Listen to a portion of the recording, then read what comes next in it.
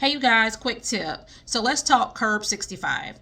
A lot of my students have heard of it before, but really don't understand the purpose of it. So Curb 65, you may have seen, is CURB and the number 65.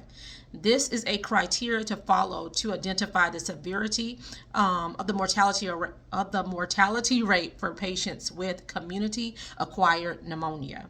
Now, let's break down what each one of those letters mean in the acronym. So the C is for confusion, so new onset confusion. U for urea, so you want to look at that BUN level. If it's greater than 19, that's another point. The R is for respiratory rates greater than 30. B, we're looking at the blood pressure, so a systolic blood pressure less than 90 and a diastolic blood pressure less than 60. So it can be one or the other or both, and you will get 1 point for that as well. And then 65, of course, is for patients 65 years of age or older.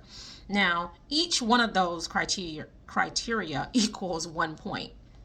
Now, I know you're like, Brittany, what does that mean? So when we look at this from a severity standpoint, if they have 2 or more points from a family nurse practitioner perspective and boards, if in your scenario you see 2 or more that are positive from that criteria, or if they tell you the score is a 2 or greater, you want to refer them out to the hospital.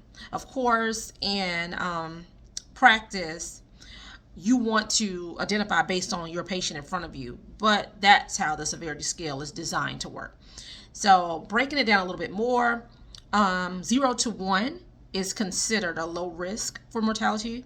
2, again, if it's 2 or greater, you want to refer out to the hospital, but the level 2, or I should say a score of 2, is considered intermediate, and then a score anywhere from 3 to 5 is considered high risk for mortality in 30 days. Okay, so again, the Curb 65 is a criteria tool to use to assess the severity of the patients with community-acquired pneumonia.